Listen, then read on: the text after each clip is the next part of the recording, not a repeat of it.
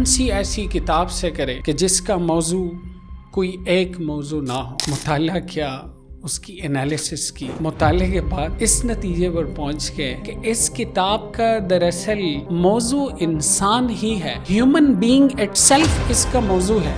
Scientific way سے اس کو address کرنے کی کوشش کرتے ہیں اور دیکھنے کی کوشش کرتے ہیں تو بہت سارے سائنٹیفک سوالات کا بھی یہ جواب دے دیتے ہیں. میری مراد اس سے وہ کتاب قرآن مجید.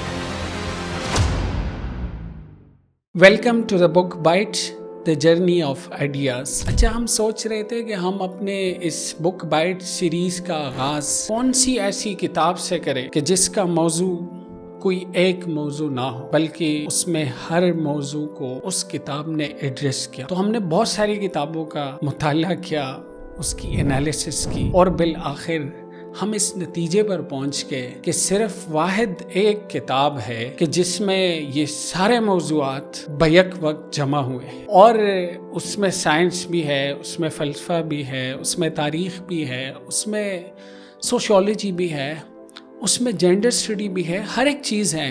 لیکن آئسولیشن میں اور علیحدہ کوئی بھی ایک موضوع کا وہ کتاب نہیں ہے. تو پھر یہ کیسی کتاب ہے؟ پھر اس کتاب کا موضوع کیا ہے آخر؟ تو ہم مطالعے کے بعد اس نتیجے پر پہنچ گئے کہ اس کتاب کا دراصل موضوع انسان ہی ہے. ہیومن بینگ اٹ سیلف اس کا موضوع ہے اور اس کا سبجیکٹ ہے. اس لیے اگر انسان کا واسطہ تاریخ سے پڑھ رہا ہے تو یہ کتاب تاریخ کا حوالہ دیتے ہیں. اگر انسان کو سائنس سے سمجھانے کی ضرورت ہے تو انسان کو اس کی تخلیق کا مقصد سمجھانے کے لیے سائنس کا بھی سہارا لیا جاتا ہے. اگر انسان کو کسی فلسفی کی ضرورت ہے تو یہ کتاب پھر فلسفی کے تھرو بھی اس ہیومن بینگ کو ایڈریس کرتا ہے، اور یہ ایک ہمگیر اور یہ ایک بہت بلند سطح کو اور انٹلیکٹ کو ایڈریس کرتا ہے، اور ساتھ ہی بہت عام انسان یعنی کہ جس کا بالکل وہ اس نے پڑھا ہی نہ اس کو بھی سمجھاتا ہے آسان طریقے سے. تو بیک وقت ایک بہت مشکل کتاب بھی ہے لیکن ساتھ بہت آسان کتاب بھی ہے. مشکل کا مطلب کیا ہے؟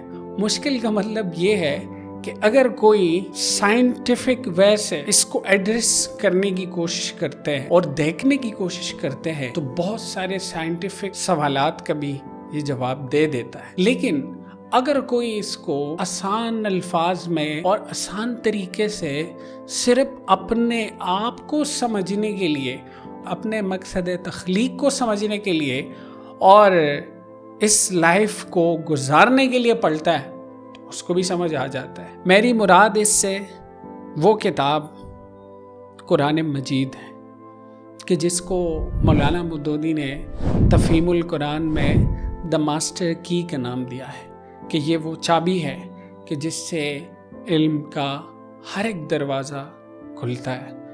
اور یہ کتاب بذات خود آئسولیشن میں کسی بھی موضوع کا کتاب نہیں ہے بلکہ اس کا موضوع انسان ہے، اور انسان کو سمجھانے کے لیے ہر ایک موضوع کا انتخاب کرتے ہیں.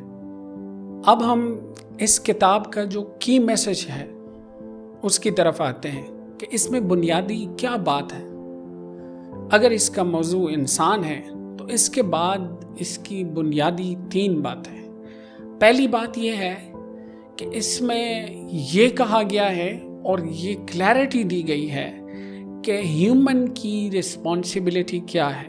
تو اس نے انسان کو ڈیفائن کیا ہے کہ دراصل انسان کی اس دنیا میں حیثیت جو ہے وہ ریپریزنٹیٹیو اور خلیفہ کے طور پر ہے، اور وہ یہاں پر نائب ہے، اور ان کو یہاں پر ریسورسز دی گئی ہے، ان کو یہاں پر چیلنجز دیے گئے ہیں، اور ان کو یہاں پر ایک آزمائش کے لیے ایک عرصہ دیا گیا ہے، اور اس میں یہ دیکھا جائے گا کہ اس کا کنڈکٹ یہاں پر کیسا ہے.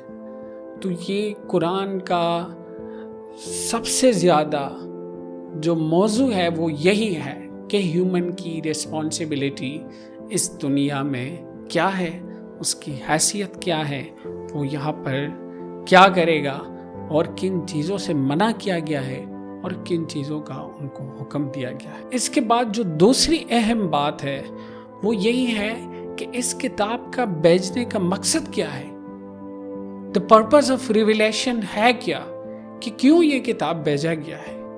اس کا پرپس جو ہے وہ کوئی سٹوری ٹیلنگ نہیں ہے، وہ کوئی فلسفہ جاننا بھی نہیں ہے، وہ کوئی انٹلیکچوئل ایک ڈاکومنٹ بھی نہیں ہے، بلکہ اس کا جو پرپز آف ریویلیشن ہے اور وہی کا جو پرپز ہے، اس کتاب کا جو مقصد ہے، وہ دراصل اس انسان کو ریفارم کرنے کے لیے بھیجا ہے، اس کا تزکیہ کرنے کے لیے بھیجا ہے، اس کو علم دینے کے لیے، لیکن اس علم کا مقصد صرف اور صرف اس کا تزکیہ ہے اور اس کی پیوریفیکیشن ہے۔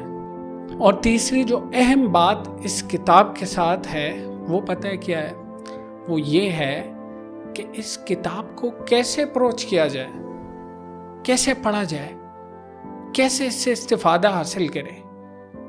تو اگر آپ نے اس کتاب سے استفادہ حاصل کرنا ہے تو یہ ساری کتابوں سے بہت ڈیفرنٹ۔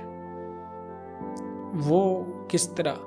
وہ اس طرح کہ آپ کو ہیوملٹی چاہیے ہوگی، آپ کو سرنڈرنگ کرنی ہوگی، آپ کو اپنے آپ کو پہلے سرنڈر کرنا ہوگا کہ جتنے فلسفے ہیں اس کو آپ ایک سائڈ پہ رکھ کے آپ بالکل خالی و ذہن آ کر اس کے سامنے بیٹھ جائے، اور اگر آپ حق دیکھنا چاہتے ہو تو ہدایت کے لیے یہ بہترین اور بیسٹ سلوشن ہے، یہ آپ کو گائیڈ کر لے گا۔ لیکن اگر آپ اپنا ذہن آپ نے پہلے سے کسی ایک طرف بنایا ہے اور پھر آ کے آپ اسی پیراڈائم میں اس کو دیکھنا چاہتے ہو تو شاید یہ آپ کو گمراہ بھی کر دے، کیونکہ آپ متشابہات میں پڑ جائیں گے۔ اس لیے یہ ہدایت متقین کے لیے کیوں ہے کہ جو اپنے فطرت کے ساتھ رہتے ہیں۔ تقویٰ کسے کہتے ہیں؟ جو فطرت کے قریب رہتے ہیں، تو پھر ان کے لیے یہ ہدایت کا سرچشمہ ہے۔ یہ ایک لیونگ کال ہے ہیومن بینگ کے لیے کہ جس کو وہ پریزنٹ میں بھی گائیڈ کرتے ہیں، جس کو پاسٹ بھی دکھاتا ہے، اور جس کو فیوچرسٹک ٹرینڈز کے بارے میں بھی بتاتے ہیں کہ آپ کا فیوچر کیا ہے، آپ کا پاسٹ کیا تھا، اور پریزنٹ میں آپ نے کیسے رہنا ہے۔ یہ اس کتاب کا کرکس ہے اور یہ اس کتاب کی سمری ہے۔ میں یہ دعویٰ تو نہیں کرتا کہ یہ پورا اس کتاب کا خلاصہ ہے، بلکہ میرے کہنے کا مقصد یہ ہے کہ اگر آپ نے اس کتاب کا مطالعہ کرنا ہے تو یہ 3 باتیں آپ نے ذہن میں رکھنی ہے کہ اس کا موضوع انسان ہے، اس کا مقصد وہی، اور اس کا مقصد جو بھیجنے کا ہے وہ صرف اور صرف پیوریفیکیشن اور آپ کا تزکیہ ہے، اور اس پورے نظام کا تزکیہ ہے، اور اس پورے کرۂ ارض پر اسی کتاب کو نافذ کرنے کا اور اسی کتاب کی آبیاری اور اس کو قانون کی حیثیت دینے کا ہے۔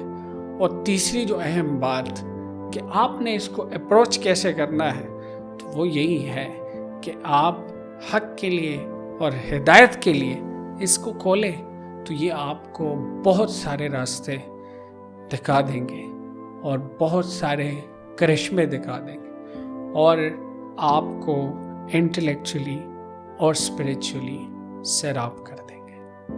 جزاک اللہ، ملتے ہیں نیکسٹ ایپیسوڈ میں۔